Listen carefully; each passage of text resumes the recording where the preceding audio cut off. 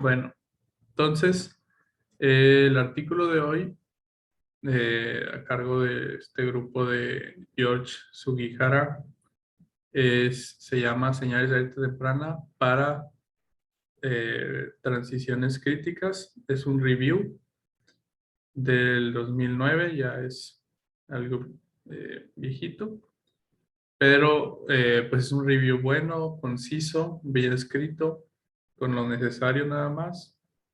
La mayoría de las cosas del review las vieron justo ya en su clase del martes.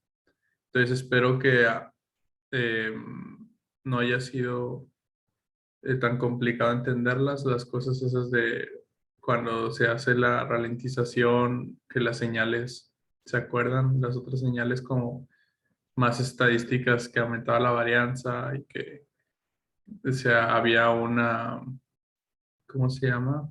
Correlación, no sé qué. ¿Sí se acuerdan de su clase del martes? Entonces esos mismos temas eh, pues se tocan aquí, ¿no? Eh, ¿Alguien quiere, alguien tiene algún comentario general del artículo que quiera compartir?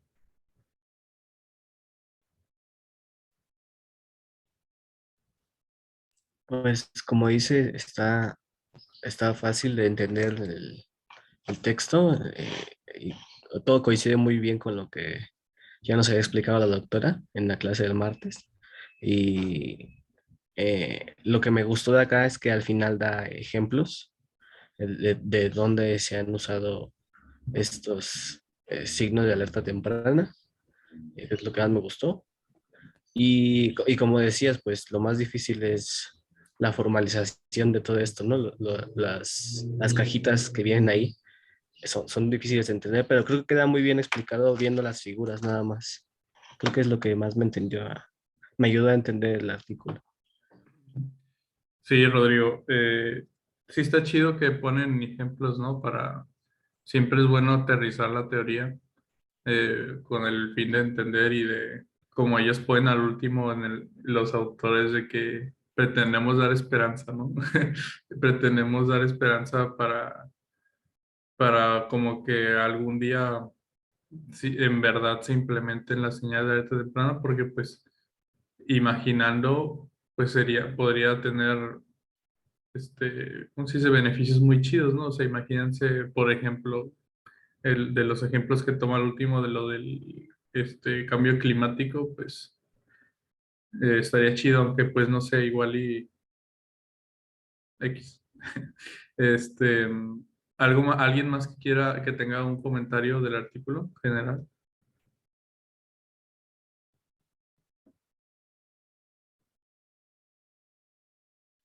Bueno, empezando con la introducción, ¿alguien quiere comentar algo de la introducción?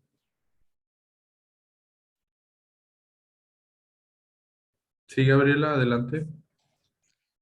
Bueno, pues lo que yo entendí de la introducción es que pues nos mencionan que pues estos sistemas pues ya tienen umbrales críticos que o también los son conocidos como los puntos de inflexión, ¿no? Y son los que pues ya, bueno, son cuando un sistema cambia pues abruptamente de un estado a otro. Y también pues que en estos sistemas complejos pues generalmente no son suficientemente precisos para, para decir cuándo pueden ocurrir estos umbrales y y bueno, algo que me pareció interesante es que mencionan que pues ya existen, bueno, que ahora parece que pueden haber ciertos síntomas a medida que se acercan a un punto crítico. Eso me llamó la atención. Sí, sí, muy bien, Gabriela. Pues básicamente tu comentario sí resume casi todo la introducción, que a su vez, pues sí es como un comentario sobre todo el artículo en sí, que pues va a haber ciertos sistemas que van a existir en dos formas, o sea, bueno, más de una forma, siendo estas formas como comportamientos cualitativamente muy distintos. O sea, por ejemplo, en medicina, salud o enfermedad, ¿no? o en ecología, ecosistema sano, ecosistema extinto. Entonces, como ya habíamos visto, estos, lo que une, en caso de un sistema biestable de dos comportamientos estables, lo que el lugar en donde podemos ver que cambia de un lugar a otro lo llamamos bifurcación, cuando hacemos un análisis de bifurcaciones, que es variando un parámetro, ¿se acuerdan? Eso lo hicimos en la práctica, creo que en la 7, con el modelo de Angeli. Entonces, pues yo sé que ya habían hasta el cansancio el dibujito de Angeli, pero una vez más ahí les va. Acuérdense que teníamos el cierto parámetro, que creo que era R o V, no me acuerdo, y teníamos, que siempre veíamos a Y, pero está X y Y. ¿Se acuerdan? Angeli era X y Y era un bucle, una retroalimentación positiva. Entonces lo que veíamos con Y era, creo que Y era así, siendo esto prendido y esto apagado. Entonces, pues va a haber dos comportamientos distintos y ambos van a transicionar abruptamente cuando lleguemos a un punto que es la bifurcación. Y pues esta sección de aquí es un punto de equilibrio pero inestable. O sea, lo que esté aquí va a tender a irse para acá o para acá. Entonces, lo que mencionó Gabriela, que dicen aquí que le llama la atención es que va aquí en este trabajo van a empezar a hablar sobre señales que pasan mediante el sistema se está moviendo de aquí, está caminando hasta acá, que es donde va a cambiar abruptamente. Entonces, esto antes de cambiar, pues nos interesaría que el sistema nos avisara, ¿no? De alguna forma. Y de eso se trata este artículo. Bueno, ya siguiendo con la parte de teoría, que es pues en sí la carnita del review. Empiezan hablando del alentamiento crítico y sus síntomas. Entonces ya directo nos metemos a la caja 1 y posteriormente a la figura 1. Entonces, ¿alguien tiene algo que comentar de la caja 1?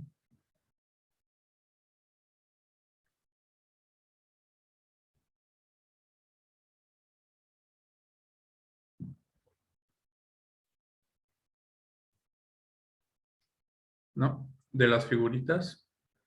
¿Sí, Gabriela?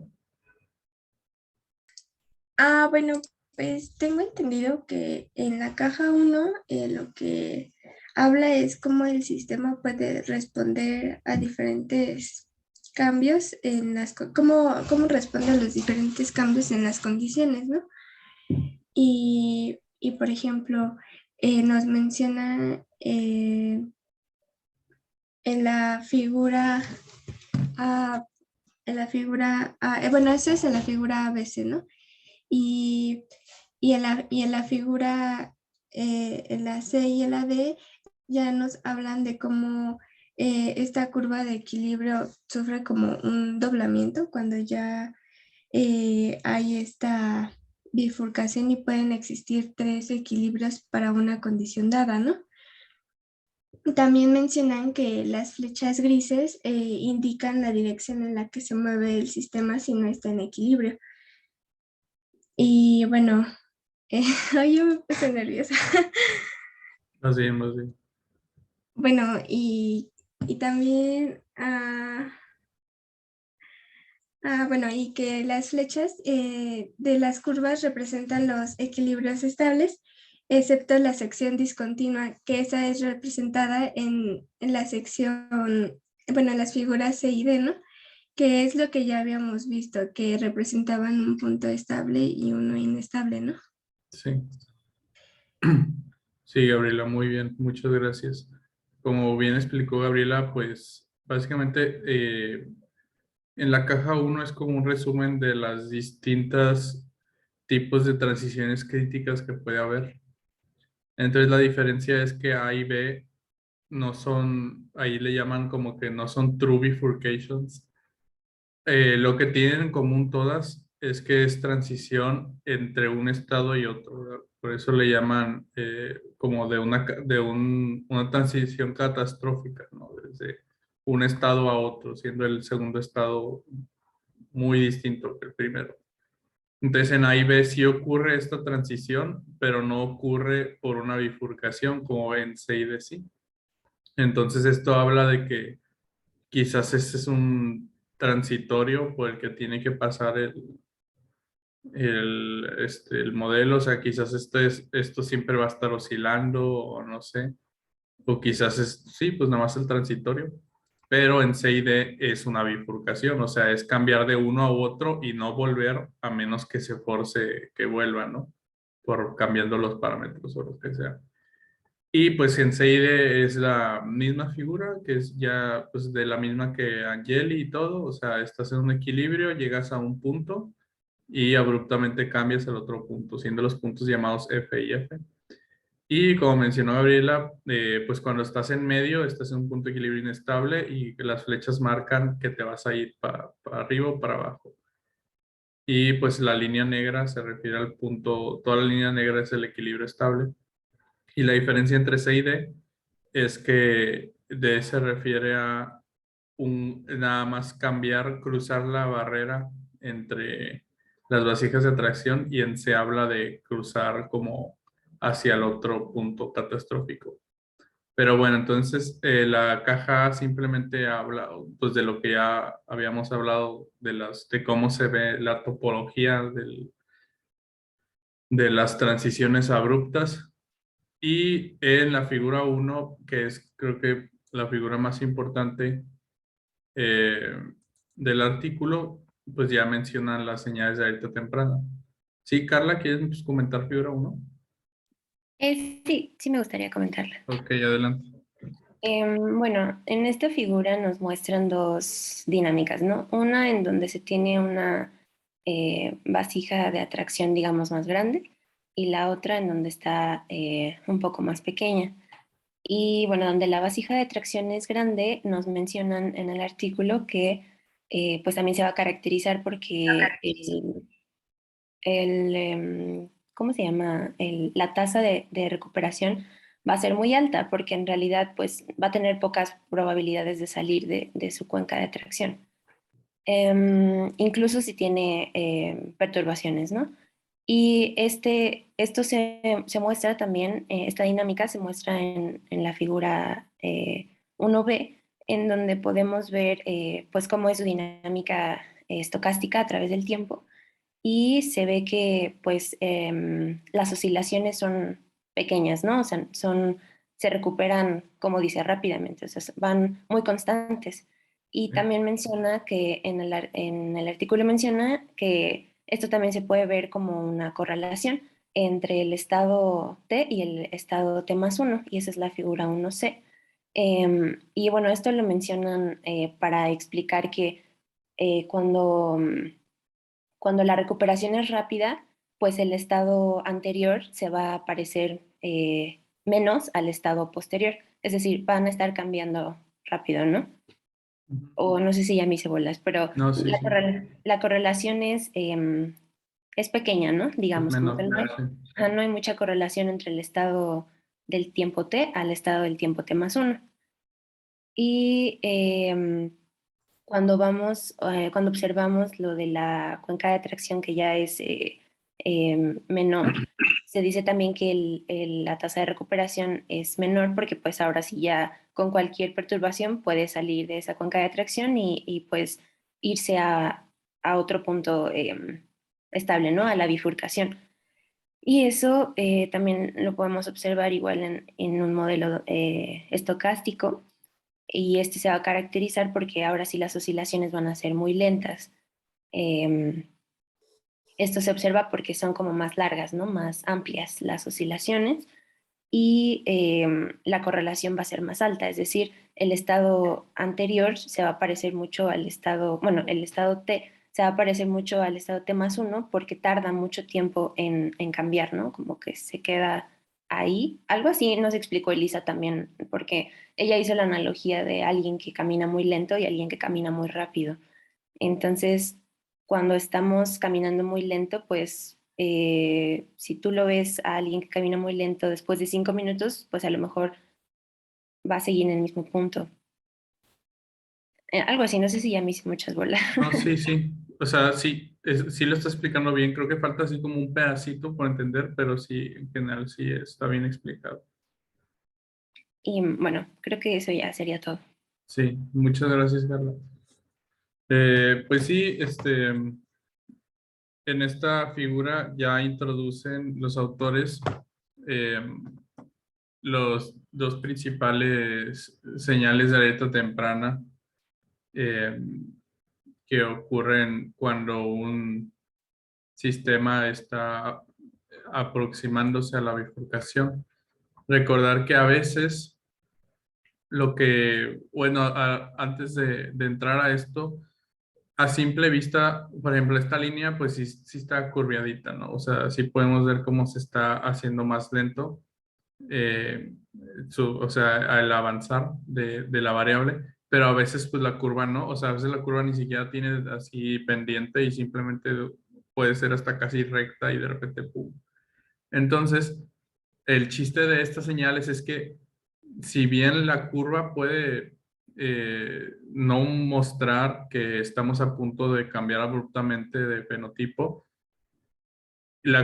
si analizamos, la curva representa un punto de equilibrio. Si analizamos en sí la vasija de atracción del punto de equilibrio, vamos a encontrar esto en teoría. O sea, vamos a encontrar que cerca de la perturbación, cerca de la bifurcación, la vasija va a ser menos profunda, ¿no? Entonces esa es la gran teoría detrás de las señales de alerta temprana, que es cerca de, el umbral de bifurcación, la vasija va a empezar la cuenca a aplanarse. Entonces aquí tenemos el ejemplo de que cuando estamos lejos tenemos una cuenca grande y en la cuenca grande va a ser muy atractiva y además va a ser atractiva más rápido. Entonces, como es muy atractiva, aunque haya pequeñas perturbaciones o medianas, pues digamos que las trayectorias van a seguir tendiendo hasta esa vasija, ¿no? Porque es muy grande y van a cambiar muy rápidamente. O sea, aunque se muevan poquito, rápidamente van a volver a irse. O sea, imagínense que es una canica. Si la sueltas de aquí, pues de volada va a caer, ¿no? Va a caer otra vez a la cuenca. Y caso contrario, cuando se empieza a aplanar la vasija, pues la canica, si la mueven un poco, puede que se vaya rodando hacia acá, ¿no? O sea, ya no vemos tanta resiliencia a perturbaciones. Y de igual forma, como la cuenca ya no es tan empinada, la canica va a tardar más tiempo en volver a la cuenca. Entonces, los dos marcadores para esto, o los dos marcadores estadísticos, porque esto pues no lo podemos, bueno, digamos que es difícil de observar esto como formalmente, pero lo podemos observar indirectamente a través de la varianza y de la correlación. Entonces, la varianza, como explicó Carla, sería, lo analizamos con, metiéndole ruido estocástico, ruido, en este caso es ruido aditivo, o sea, con el algoritmo de Euler-Maruyama. Y vemos que a pesar del ruido se mantiene en este punto de equilibrio, ¿no? O sea, no fluctúa. Vemos que la escala es bien bajita, 7.7 y 7.75. 7.65. O sea, realmente no fluctúa casi nada. Se mantiene ahí bien estable. Y tampoco vemos correlación porque al momento de que fluctúa, casi inmediatamente eh, vuelve a cambiar de lugar, o sea, cuando cambia casi inmediatamente, muy rápidamente a otro lugar.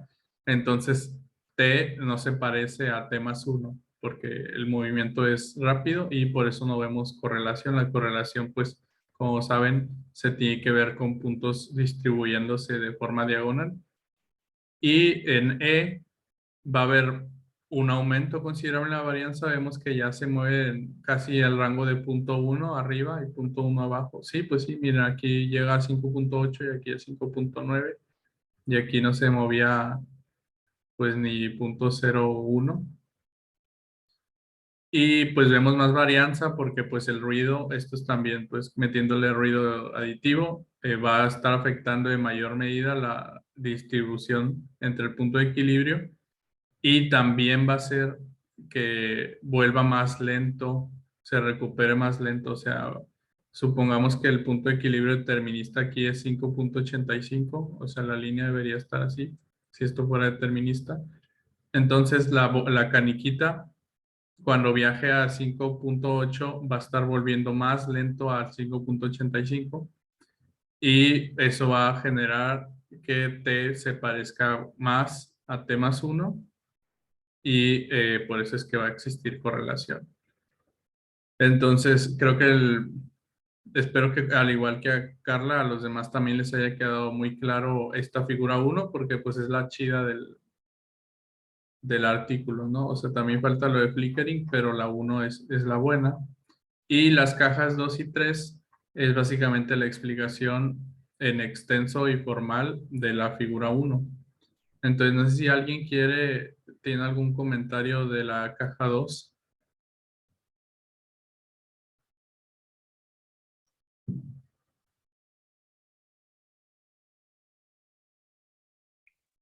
Pues creo que básicamente lo que hacen es despejarte, demostrar, ¿no? Básicamente, como acaba de decir, lo de la caja, digo, lo de la figura 1. Y básicamente lo que hacen en la caja 2 es despejar las tasas de cambio de los equilibrios. Y pues ya que ves el despeje, es muy claro que cuando los dos son iguales, las tasas de cambio son cero, ¿no? Entonces esto pues implica lo de la figura 1, que cuando la tasa de cambio tiende a cero, este, eh, sí se puede observar lo de la figura 1, que es la ralentización crítica, ¿no? Ok, más o menos. O sea, sí, habla de eso, pero hay algo de confusión que, o sea, es justificada porque pues realmente no hemos visto este tipo de cosas. Aquí lo que se hace es una linearización del sistema. O sea, tenemos ecuación 1, es un sistema no lineal como los que vemos. O sea, es una ecuación no lineal como las que vemos. La mayoría de las ecuaciones diferenciales ordinarias tienen muchas no linealidades. Y una estrategia común para estudiar la estabilidad de un sistema no lineal es linealizando, que es lo que hacen aquí, que es linealizar la ecuación usando una serie de Taylor de primer orden. Entonces, básicamente, solamente quédense con eso, con que una estrategia para estudiar estabilidad de ecuaciones, de modelos de ecuaciones no lineales, o sea, de ecuaciones diferenciales ordinarias, es linealizando. Entonces la linealización es como una aproximación muy buena a, a un sistema no lineal. Y aquí en la serie de Taylor, una de las cosas de los teoremas que salen de aquí son estas cosas de los eigenvalores. Entonces no sé si se acuerdan, no sé si alguna vez escuchaban en el curso que para probar que un sistema es estable, todos los eigenvalores tienen que ser negativos. ¿Ya lo vieron eso alguna vez o lo mencionamos alguna vez?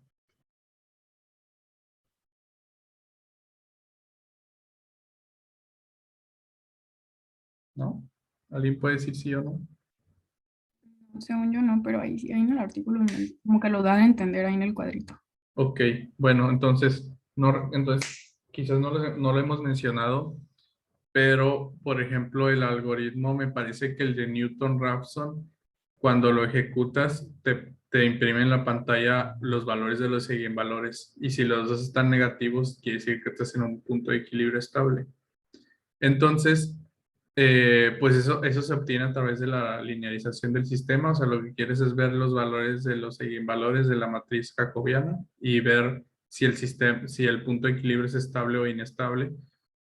Entonces, aquí se demuestra cómo es que aquí dicen que por la forma en que está construido el modelo, cuando B es igual a A, estás en medio de la bifurcación. Y cuando estás en medio de la bifurcación, estás en un punto de equilibrio inestable, ¿verdad?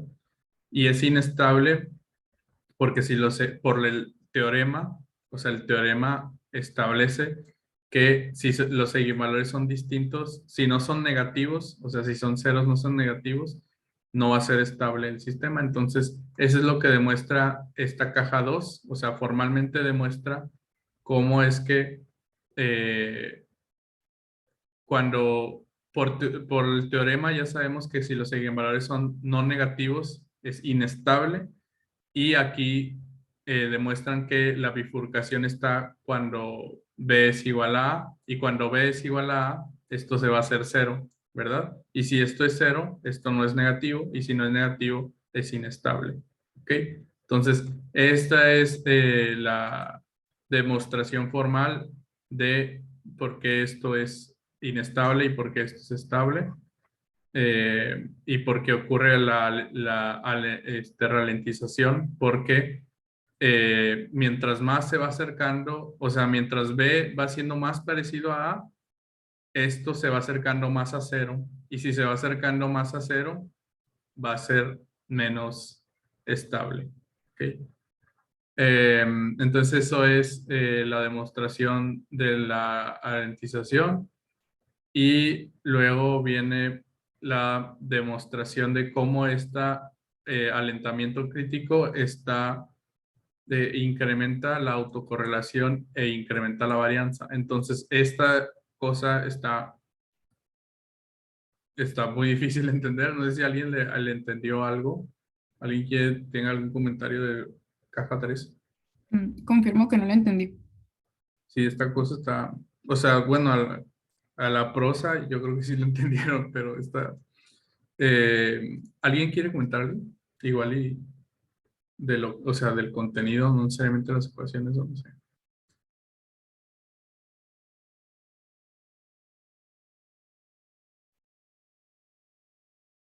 ¿No?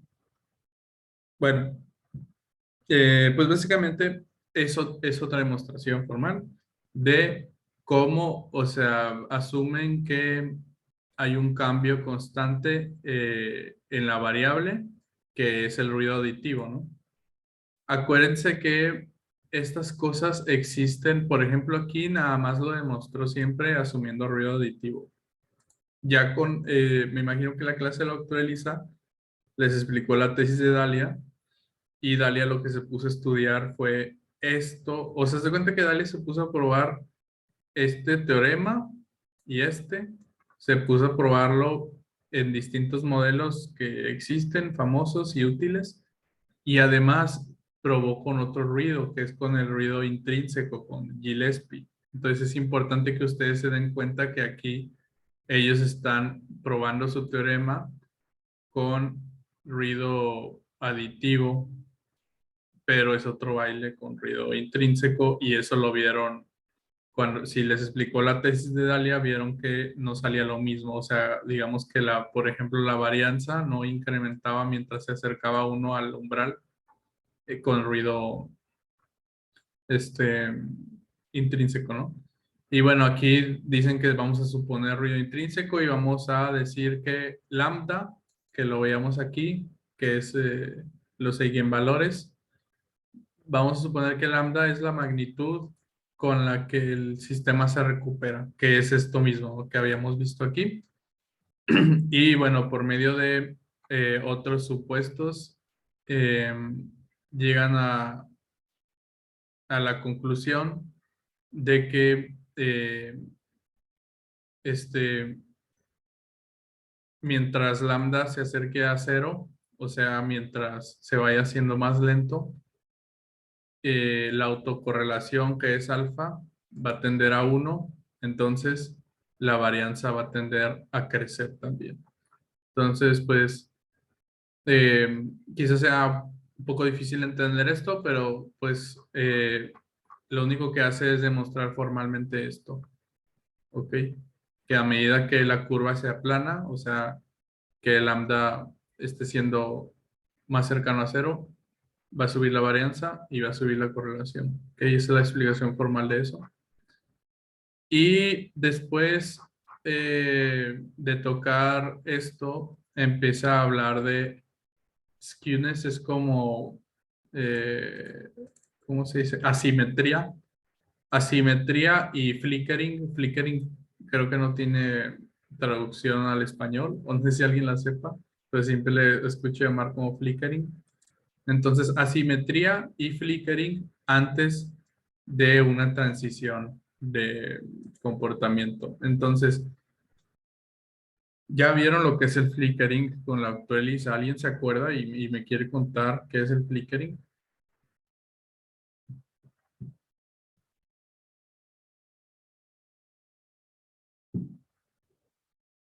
Bueno, es como un movimiento oscilatorio entre las vasijas de atracción.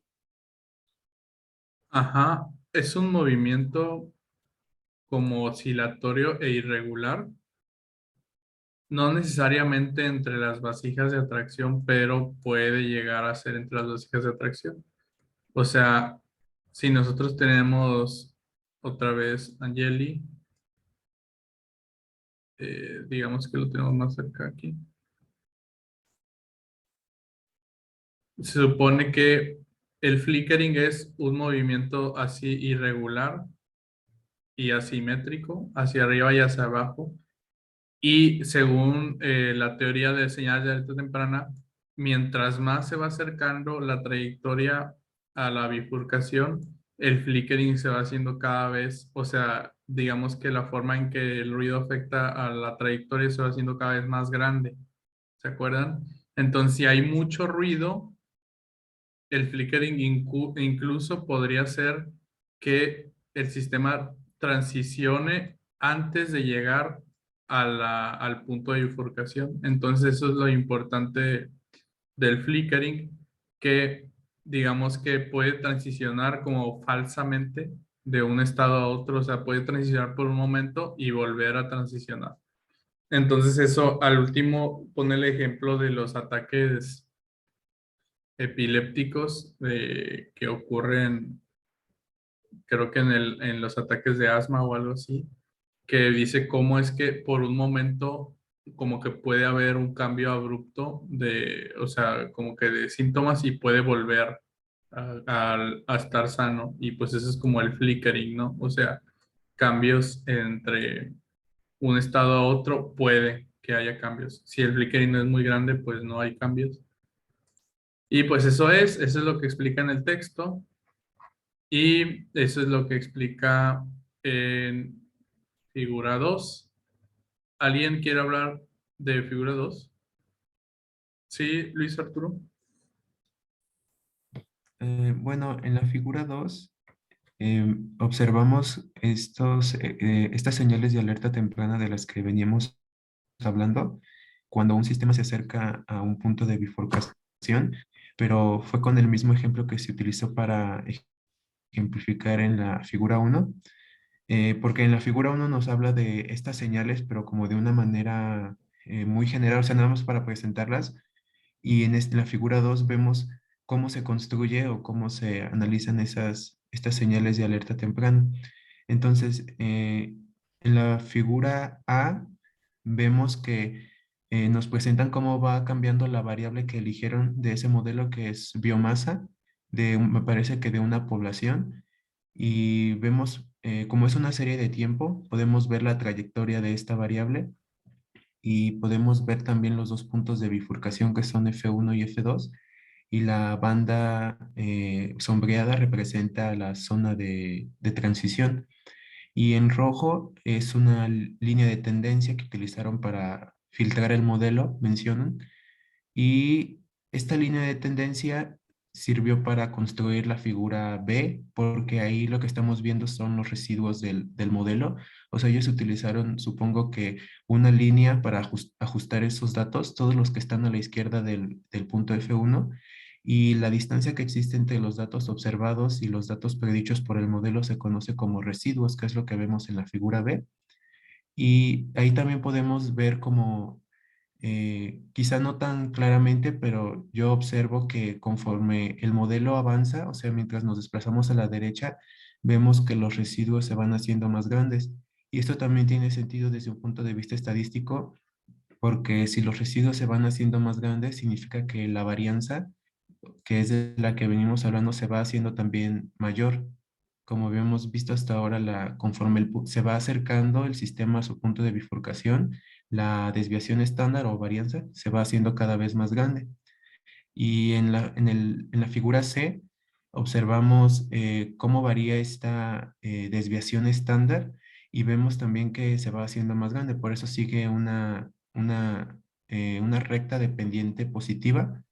Y en la figura D observamos la propiedad de autocorrelación, que vemos que también se va haciendo cada vez más grande y que al tratar incluso de ajustar estos mismos valores a un modelo lineal, los puntos caen pues de una manera bastante buena sobre este modelo, lo cual significa que para este caso que la autocorrelación se va acercando a uno, o sea que los estados se van haciendo cada vez más parecidos conforme el sistema alcanza su punto de bifurcación.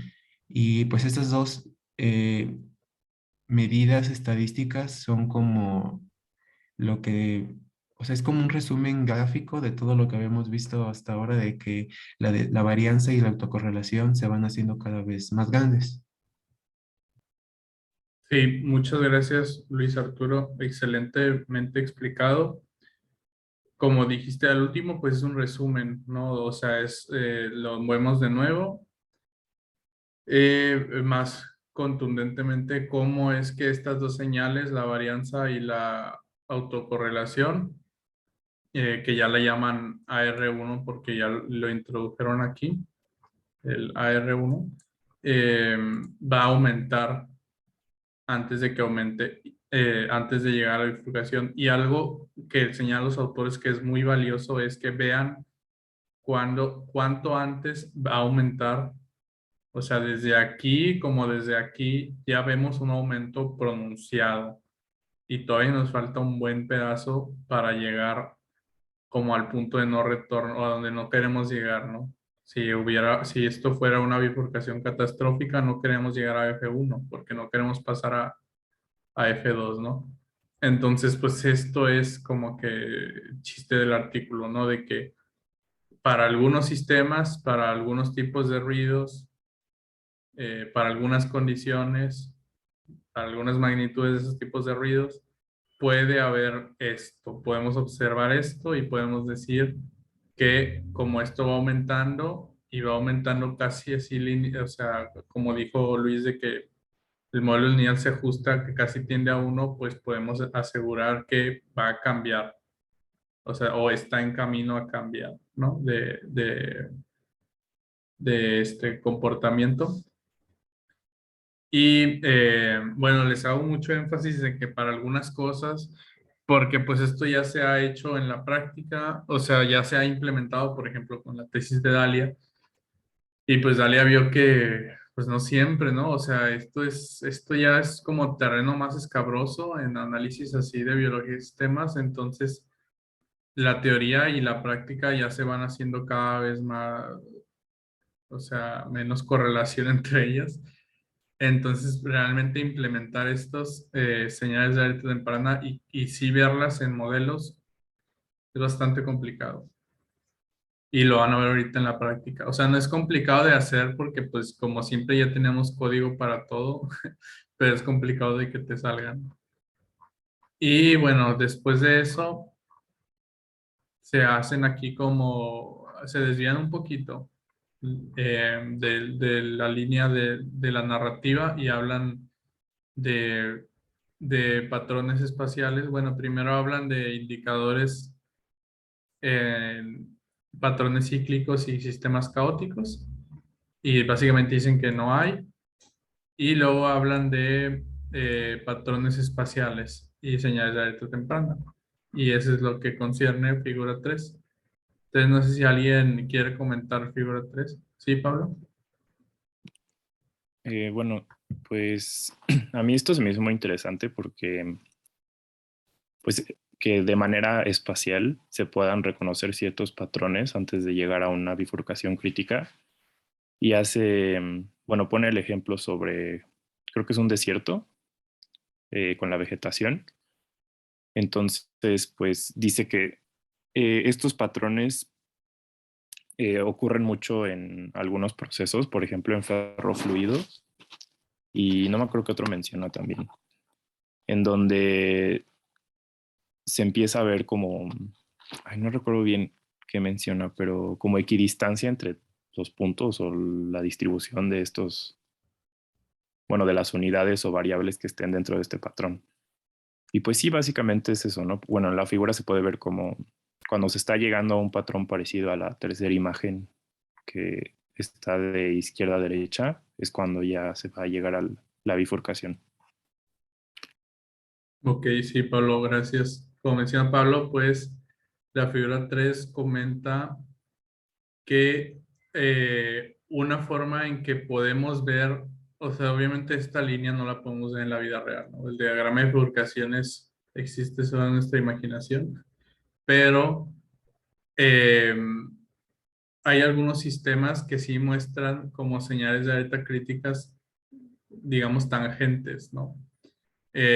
Como algunos ecosistemas, aquí es vegetación semiárida y se ha observado, esto es, o sea, esto es conocimiento empírico y validado, que cuando el patrón, siendo lo verde vegetación y lo café tierra, o sea, tierra sin plantas, cuando empieza, se deja de parecer, ellos llaman a un laberinto y se empieza a parecer más a unos puntos. eh, Esto quiere decir que el sistema pues está tendiendo a que desaparezca, a que sí, pues desaparezca la, como aquí viene, la biomasa, ¿no? Entonces, cuando lleguemos aquí abajo, el promedio de biomasa va a ser cero, o sea que todo va a ser cafecito. Y pues creo que eso no es tan difícil de imaginar si ustedes lo piensan, no sé, imagínense que de repente ven así como un pastizal todo verde y luego de repente empiezan a ver manchas grandes a través de, pues creo que sí, sí le creen, ¿no? Que eso puede ser una señal de alerta temprana. Y ese es un ejemplo muy fácil y menciona aquí otros ejemplos de, hay otras cosas, otros fenómenos que se ha visto eso, o sea que se ha visto que empieza a haber un ordenamiento, un cierto ordenamiento antes de que todo cambie, ¿no? De que haya una transición crítica y catastrófica. Y bueno, ese ordenamiento es una señal de alerta temprana. Posteriormente dice el autor, bueno, pues estaría bien chido que en sistemas reales, bueno, este es un sistema real, pero en otros sistemas más complejos pudiéramos ver esto, o sea, pudiéramos tangiblemente tener algo que podamos medir o ver, pero desgraciadamente hay sistemas más complejos, por ejemplo, el cambio climático, y por complejo nos referimos a que su comportamiento depende de muchas variables. Entonces, al depender de tantas variables, imagínense el clima de la Tierra, de cuántas variables no depende de su cambio, ¿no? Pues es difícil tener algo, o sea, tener algo como esto a lo que podamos apuntar y decir, miren, está cambiando, ¿no? Y supone que los autores dicen que un acercamiento a este tipo de sistemas complejos, o sea, estudiar sus señales de temprana es pues con la teoría que nos introdujeron, ¿no? Por ejemplo, aquí con el coeficiente de correlación y en este otro problema complejo que son actividad cerebral antes de un ataque epiléptico. Entonces, no sé si alguien quiere comentar figura 4.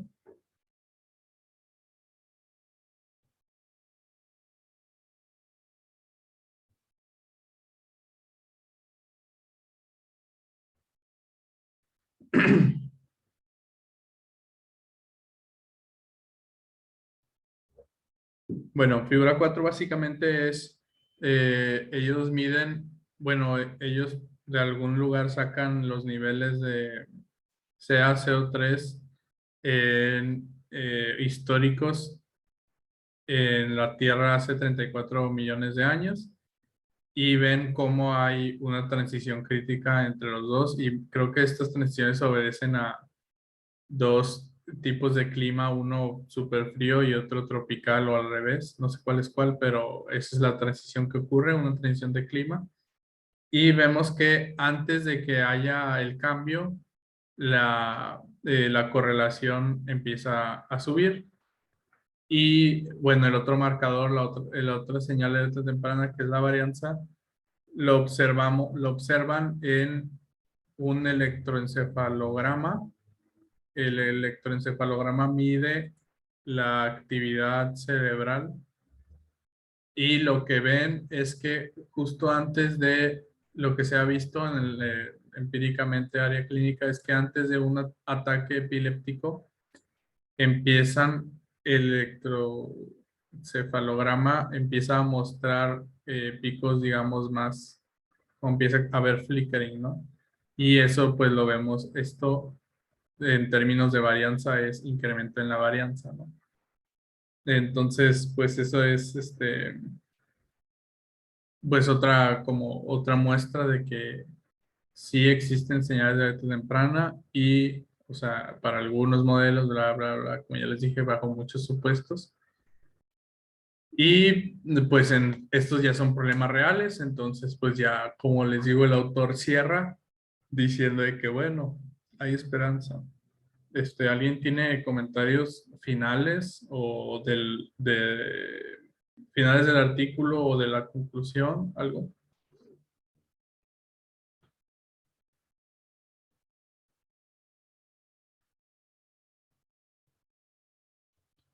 ¿No? Andan agüitados. Ya se antoja andar de vacaciones. Yo lo sé. Pero bueno, esta es la última clase. Y ya, entonces, en general, bueno, al menos las personas que participaron me quedó clarísimo que entendieron el artículo. El artículo es muy breve, es fácil de entender, excepto cuando se vuelve difícil. Y pues bueno, lo principal es que supieran que existen las señales de alerta temprana y que nos aproximamos a ellas por ciertas pruebitas estadísticas. Entonces, vamos a ver un cachito de esto en la práctica de hoy, solo un cachito.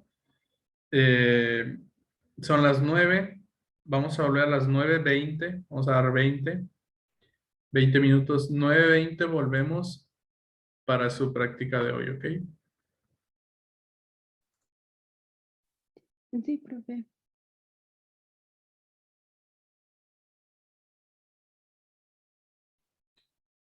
Bueno, ya volvimos. Voy a ponerles en el Classroom el script de la práctica de hoy, es lo que estoy haciendo.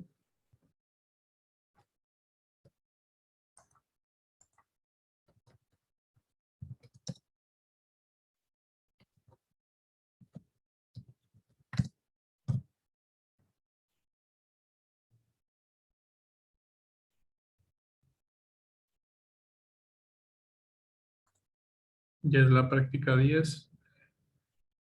Ya solo quedan, me parece que 2 prácticas.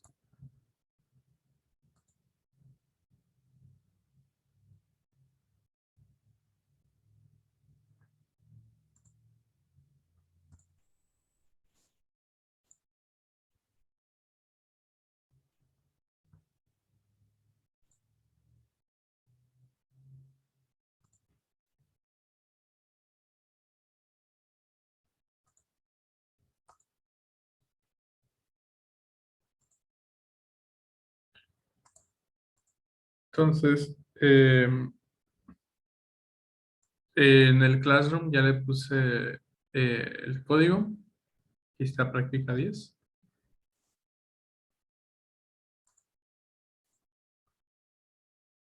Y pues recuerden que ustedes pueden estar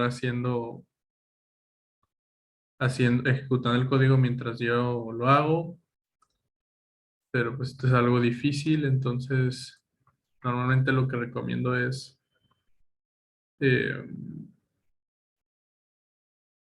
que me vean, ¿no? Entonces, pueden confirmar que me escuchan y que ven mi R. Sí, profe. Sale. Entonces, lo que vamos a ver hoy es tratar de ver señales de alerta temprana en el modelo de Angeli, en el famoso modelo de Angeli que hemos visto hasta el cansancio, pero está chido. Recordar que el modelo de Angeli era un bucle de retroalimentación positiva. Digo, así, positiva. ¿Sí, verdad? Sí. Eh, y lo que en este caso vamos a agarrar el negativo y el negativo. Acuérdense que pues sea positivo, positivo, negativo y negativo. Y bueno, es el que ya hemos estado trabajando ya un tiempo con X y con Y. Entonces lo primero es cargar ggplot. eh, También cargar grind, que acuérdense que es con source y teniendo el grind en su librería de trabajo, teniéndolo aquí abierto también. Y bueno, vamos a cargar nuestro modelo. Aquí, pues acuérdense, esto ya saben qué onda. En model guardan las ecuaciones, ahí están. Vamos a ponerle unos parámetros unos valores a los parámetros del modelo. Los vamos a guardar en el objeto P. Condiciones iniciales S. Vamos a decir que ambos valen 0. Y entonces para esos parámetros y para esas condiciones iniciales, si con plane vemos el plano fase, entonces el plano fase vemos las trayectorias de las dos variables con esos parámetros y esas condiciones iniciales, y recordar que donde las trayectorias se tocan es donde hay un punto de equilibrio. Entonces, si graficamos esos puntos de equilibrio, son estos tres, en Y, el alto, el bajo y el del medio. Y bueno, estos dos están en negro porque son los estables y este es inestable. Entonces, esos son los puntos de equilibrio donde X y Y se tocan. eh, Son un punto de equilibrio. Entonces, bueno, esto ya había quedado claro. Esta es la práctica de Angeli. Vamos a también hacer, para recordar, los diagramas de bifurcación, tanto para Y como para X. Entonces, el diagrama de bifurcación, recordar que es variar V, variar el parámetro de bifurcación y ver cómo es que abruptamente va a cambiar de fenotipo. Entonces, ignoren esta línea roja. Esta línea roja está ahí porque nada más así hemos podido graficar los diagramas de bifurcación en R, porque R no está hecho como tal para hacer análisis de bifurcación o análisis matemáticos. Por eso, quizás no sé, en MATLAB o en otra cosa sí salgan más bonitos, pero en R sale esta línea roja, pero ignórenla, ¿ok? Entonces lo que pasa nada más es que pues la trayectoria de Y va a estar así, manteniéndose en este punto de equilibrio, en el menor, y cuando lleguemos a un valor umbral de V, pues va a cambiar súbitamente a su otro punto de equilibrio, y lo mismo, pero al revés, va a pasar con X. Recuerden que estas dos variables pues son como antagónicas, entonces X al revés va a estar en su punto de arriba, en el high, y de repente a cierto valor de V va a cambiar repentinamente eh, y de forma catastrófica porque se va a ir hasta cero de punto de equilibrio. Entonces esto es Angeli, ya lo habíamos visto. Y bueno, vamos a seleccionar un estado estacionario que va a ser high. High siendo el estado estacionario donde X vale 0 y Y vale 1. ¿Ok? Acuérdense que hay dos estados estacionarios, 1 y 0 o 0 y 1, que están aquí, ¿no? Aquí 1 y 0 y 0 y 1. Entonces vamos a partir desde este donde Y vale 1.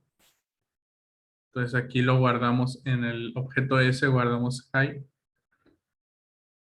Y esto lo vamos a hacer para mostrar la fase estacionaria, cómo es que se comporta el modelo. Entonces vamos a hacer en out vamos a guardar una integración numérica de 100 pasos con un time step de 1.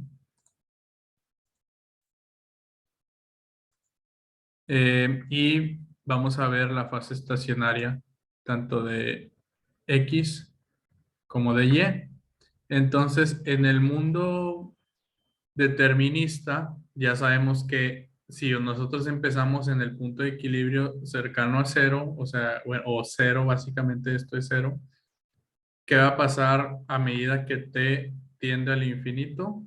Por definición de punto de equilibrio, la trayectoria se va a quedar donde mismo, ¿verdad? La trayectoria es la línea azul, o sea, la línea azul es lo que salió de la integración numérica de Ron, y la línea roja es simplemente el valor del punto de equilibrio de high.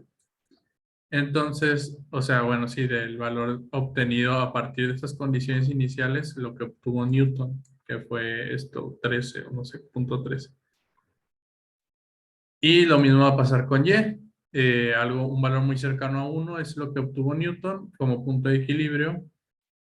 Y ahí mismo se va a quedar, mediante t tiende al infinito, se va a quedar la variable en la integración numérica. ¿Dudas hasta aquí? Esto es lo que hemos visto como un resumen de lo que hemos visto casi todo el curso en cuanto a ecuaciones diferenciales concierne. ¿Hay alguna duda?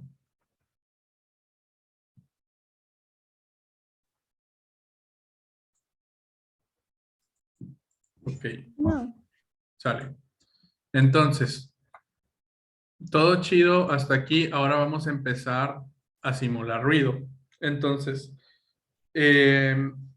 dijimos que lo que queremos ver, lo que vamos a empezar a querer ver es a meter perturbaciones al sistema y ver si estas perturbaciones afectan de alguna forma el comportamiento cerca de las bifurcaciones.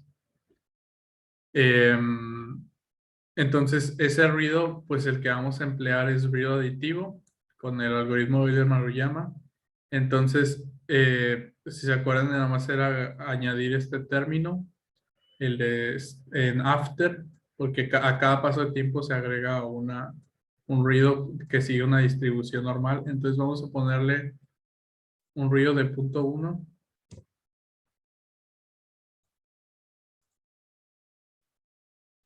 Y vamos a ver ahora la fase estacionaria.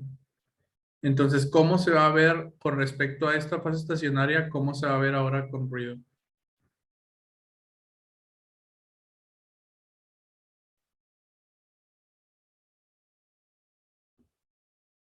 ¿Cómo se va a ver la línea azul?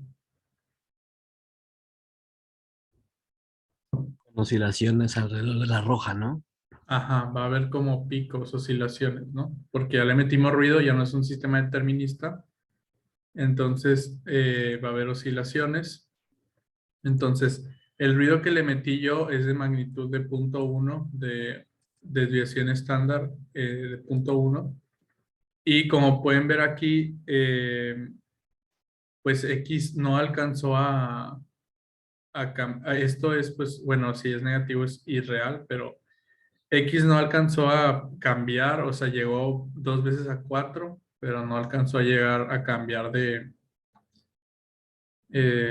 punto de equilibrio. Y pues Y tampoco, cuando X llegó a 4, pues Y llegó a 6.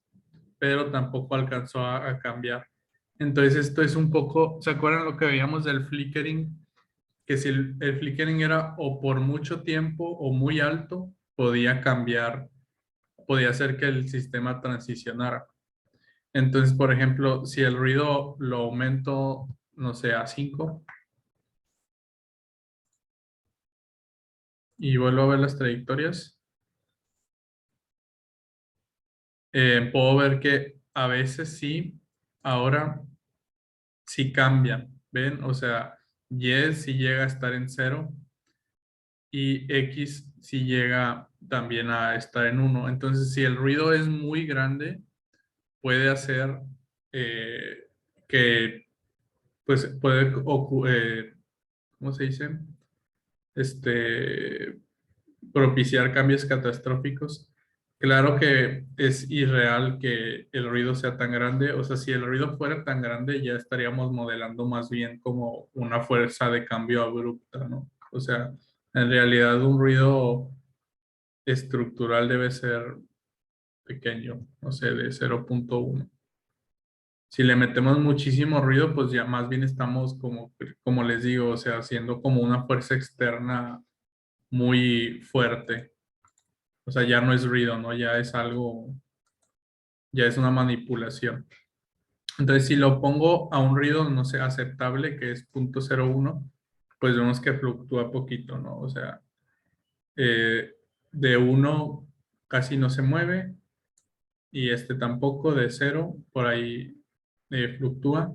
Entonces, después de ver las distribuciones y ver cómo afecta el ruido, que eso ya lo habíamos visto justo en la práctica pasada, vamos a realizar una simulación con el valor de t-end muy grande para obtener la distribución de los valores finales de x y de y. Entonces, lo que queremos ver ahora es cómo afecta el ruido en la trayectoria final de x y de y. Entonces, si recuerdan, por su clase de Lisa había dos formas de hacer esto. Podíamos desde al principio generar muchas trayectorias, que es lo que se hacía en la clase pasada, o sea, hacer una simulación con muchas. ¿Se acuerdan? La clase pasada hacíamos esto y luego medíamos, de cada una medíamos el último valor, o sea, si hacíamos por 100 veces, donde eh, X en 100, agarrábamos el último valor y luego veíamos su distribución, ¿verdad? Esto, imagínense que esto es un histograma. Y lo que veíamos era por la ley de los grandes números que se distribuía cerca del valor determinista, ¿no? Entonces, otra forma de hacer exactamente esto, pero con un menor costo computacional, sería partiendo del equilibrio, o sea, partiendo de esto, ya conocemos el equilibrio determinista. A partir de ahí podemos meterle ruido, que es esto mismo que acabamos de hacer. Entonces le metemos ruido y va a fluctuar, y hacer eso es análogo a hacer esto. Espero que lo vean. O sea, porque de todos modos aquí y aquí es lo mismo. O sea, le estamos metiendo como que el mismo tipo de ruido, el mismo artefacto pues numérico, estadístico. Entonces, hacer esto, o sea, a partir de un punto de equilibrio, nada más una simulación variable a partir de 0, ver hasta donde tienda el punto de equilibrio de varias, es análogo. Espero que ustedes puedan entender. Esto igual, si le medimos la distribución, va a salir esto, ¿verdad? Entonces, esto lo hicimos en la clase pasada y esto estamos a punto de hacerlo. Vamos a crear la función getDistribution, donde el parámetro va a ser v, porque es el de bifurcación.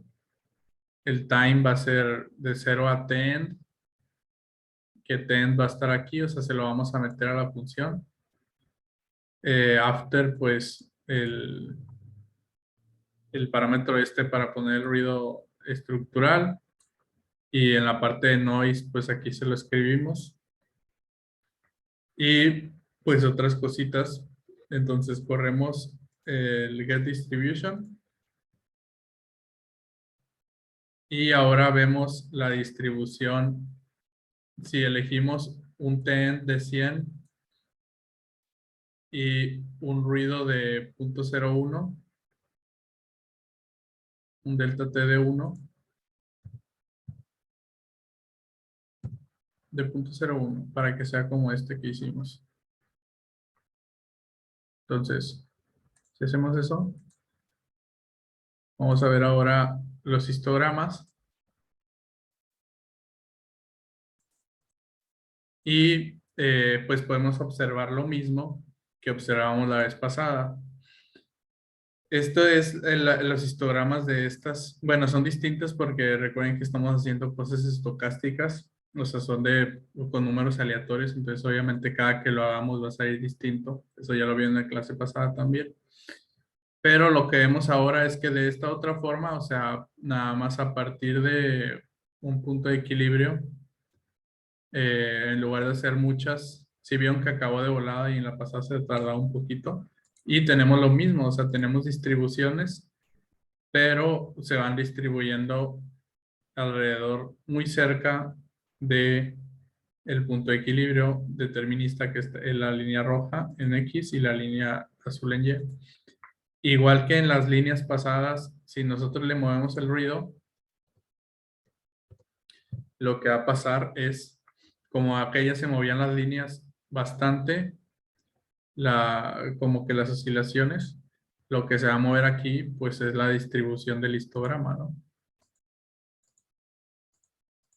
Entonces, viendo los histogramas, vemos cómo X alcanza valores hasta 2, o sea, se mueve, si le ponemos mucho ruido, se mueve bastante, incluso si se mueve, o sea, si hay movimiento catastrófico, pero vuelve, ¿no? Y también en Y.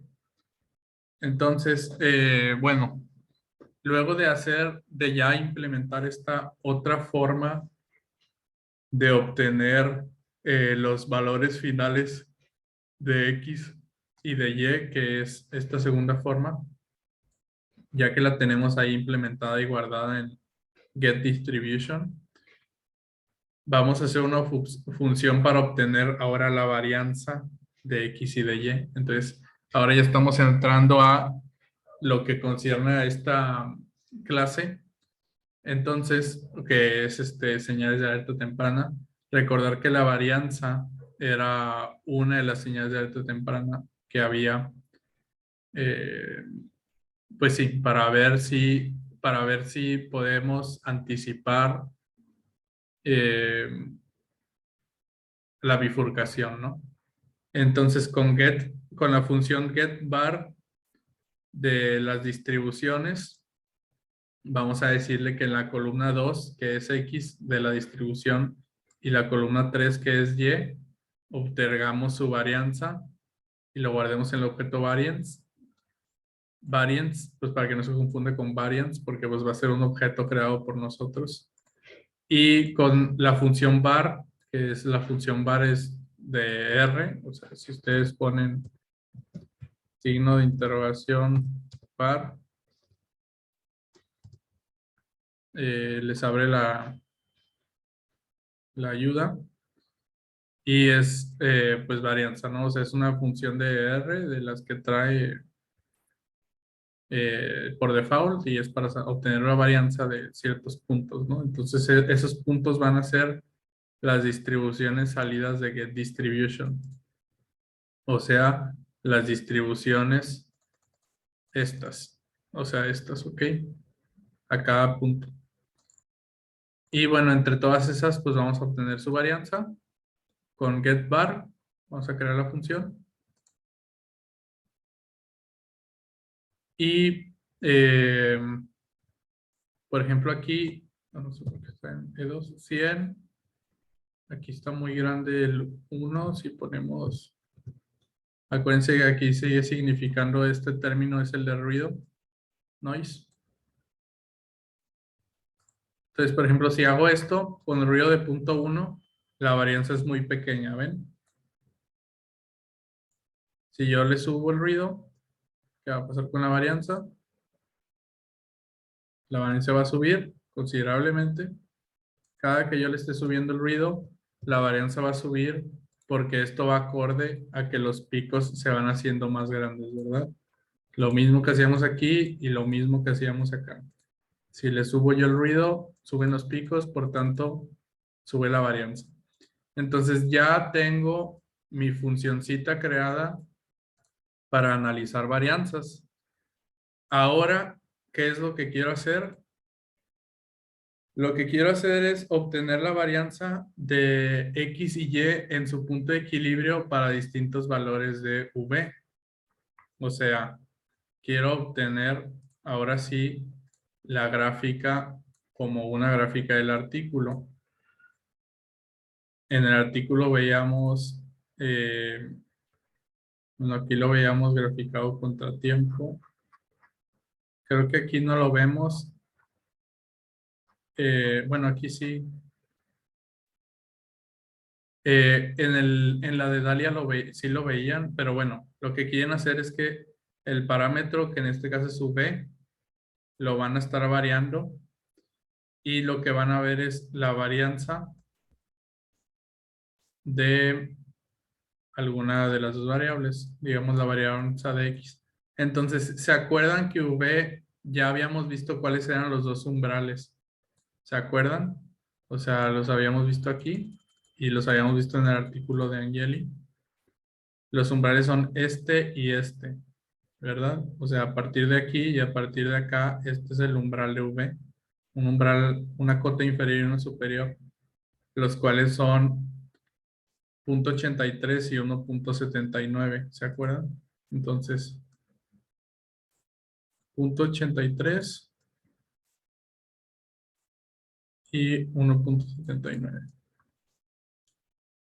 Entonces, por la teoría de señales de alerta temprana, ¿cómo esperamos que la varianza se comporte aquí y acá? ¿Cómo va a ser entre estos dos puntos?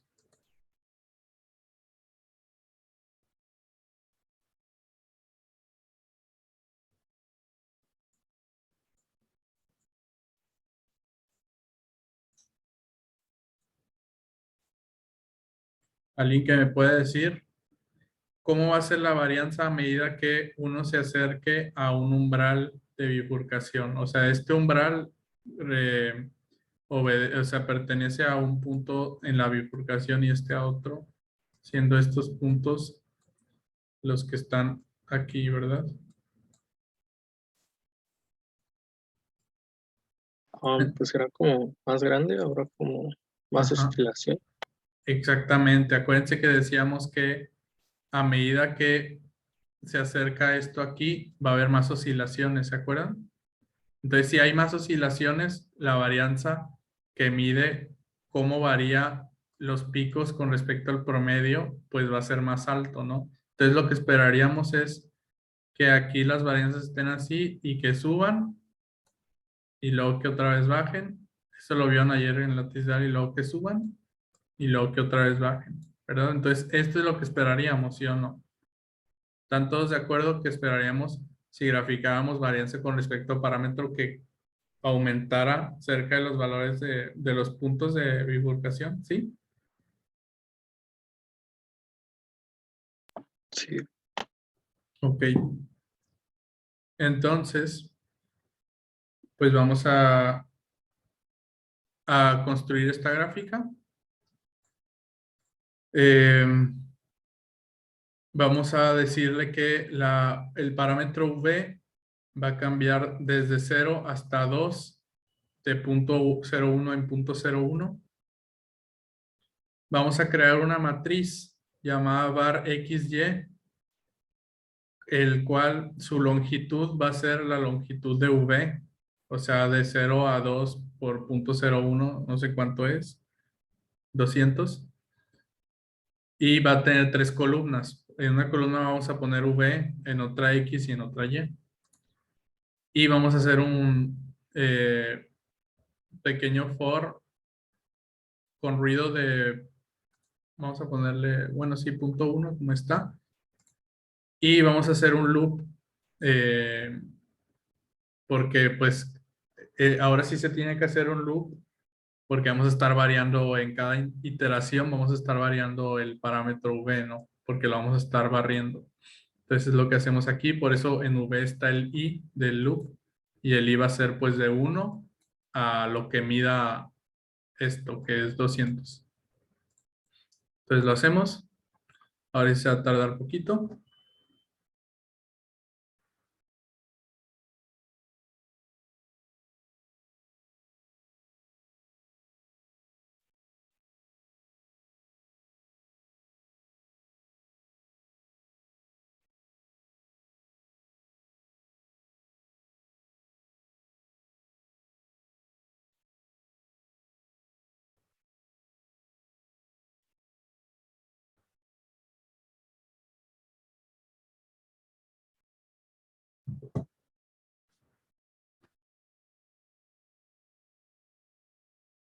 Ya terminó. Entonces voy a sacar la columna 2, que es X, y la voy a poner en el objeto var X y Y en var Y. Y voy a graficar. Y esto es lo que voy a obtener. Entonces, ¿vemos o no vemos lo que estábamos buscando? Aquí estamos viendo la varianza de X con respecto al parámetro de bifurcación. ¿Qué pueden decir de esa figura?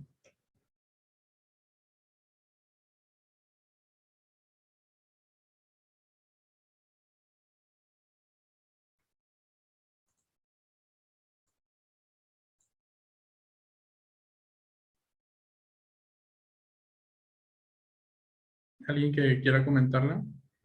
La que obtuvimos, ¿se parece a esta, la que queríamos? Según yo, no. Ok, según yo tampoco.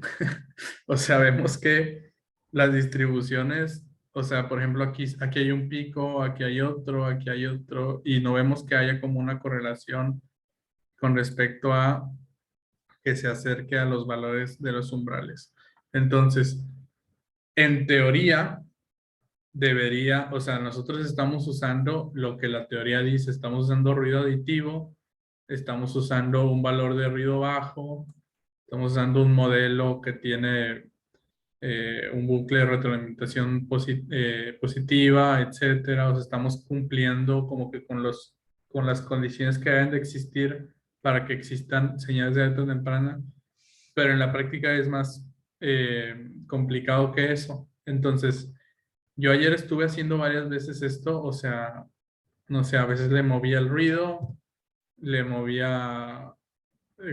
también la condición inicial influye, o sea, estamos empezando desde el high, ¿se acuerdan? Entonces ayer estuve ahí jugando y una vez nada más, corrí como 15 veces y una vez me salió esto. Entonces recordemos que estamos también tratando con fenómenos estocásticos que se rigen con distribuciones aleatorias, muestreo aleatorio.